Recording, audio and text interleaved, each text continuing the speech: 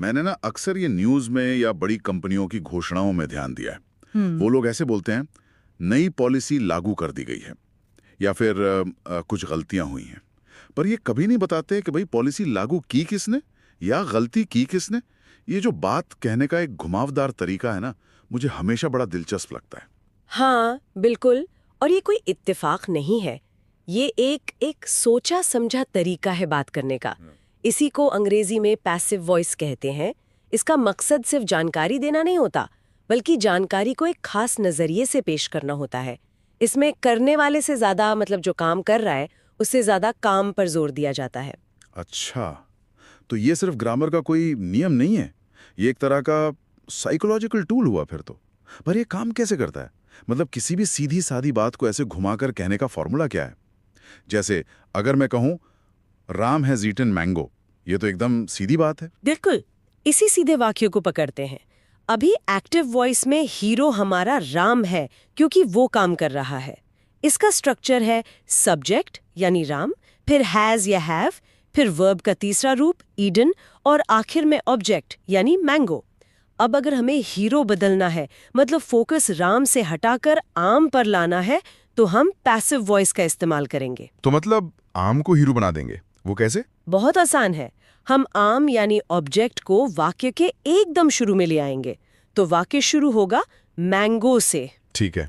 अब क्योंकि आम एक है, सिंगुलर है, तो उसके साथ हैज लगेगा, और यहीं पर वो जादुई शब्द आता है जो पूरे खेल को बदल देता है। बीन। हाँ, इसी में सबसे ज्यादा कंफ्यूजन होता है। तो हैज के बाद बीन लगेगा, मतलब ईटन का ईटन ही रहेगा, और आखिर में अगर आप बताना चाहें कि काम किसने किया, तो बाय लगाकर सब्जेक्ट को जोड़ देंगे, बाय राम। तो पूरा वाक्य बना mango has been eaten by Ram. अरे वाह, तो पूरा फोकस ही बदल गया। अब कहानी आम की हो गई जिसे आम ने खाया है। पर इसकी असल में जरूरत क्या है? सीधी बात कहना ज्यादा आसान नहीं? राम ने आम खाया, बात खत्म। इसे घुमाने की क्या जरूरत? बहुत अच्छा सवाल है। सोचिए, अगर आपको पता ही ना हो कि आम किसने खाया, आप घर आए और देखा कि आम तो गायब है, तब आप क्या कहेंगे?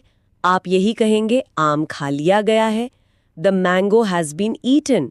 यहाँ करने वाला कौन है ये जरूरी नहीं है, या शायद आपको पता ही नहीं है। समझ गया। या फिर जब एक से ज्यादा चीजें हों, जैसे कंपनियां कहती हैं सारे प्रोजेक्ट्स पूरे कर लिए गए हैं, यहां भी वो ये नहीं बताते कि किस टीम ने काम किया, बस इस बात पर जोर देते हैं कि काम पूरा हो गया है। बिल्कुल, एक्टिव में ये होगा they have completed the projects. यहाँ प्रोजेक्ट्स प्लूरल है, मतलब बहुवचन, तो पैसिव में हैज की जगह बस हैव लग जाएगा। वाक्य बनेगा the projects have been completed by them. और अक्सर, जैसा आपने कहा, कंपनियां बाय देम वाला हिस्सा हटा देती हैं ताकि सारा ध्यान सिर्फ प्रोजेक्ट्स पर रहे। अच्छा, और अगर वाक्य नेगेटिव हो तो, जैसे उसने काम खत्म नहीं किया है, तब क्या होगा? उसमें भी वही लॉजिक है।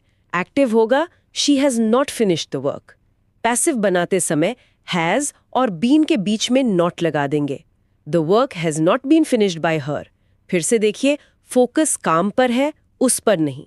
तो मतलब पूरा खेल हैज, हैव, बीन और वर्ब के तीसरे रूप का है। हाँ, इन तीनों को सही जगह पर रखकर आप ये तय कर सकते हैं कि कहानी का हीरो कौन होगा, काम करने वाला या खुद काम। सही है, आपने एकदम सही पकड़ा। ये भाषा का एक बहुत शक्तिशाली पहलू है। और जाते जाते एक सवाल छोड़ जाती हूँ सोचने के लिए। ये तो हुई नियम की बात, पर सोचिए इसका इस्तेमाल असल जिंदगी में कहाँ कहाँ होता है।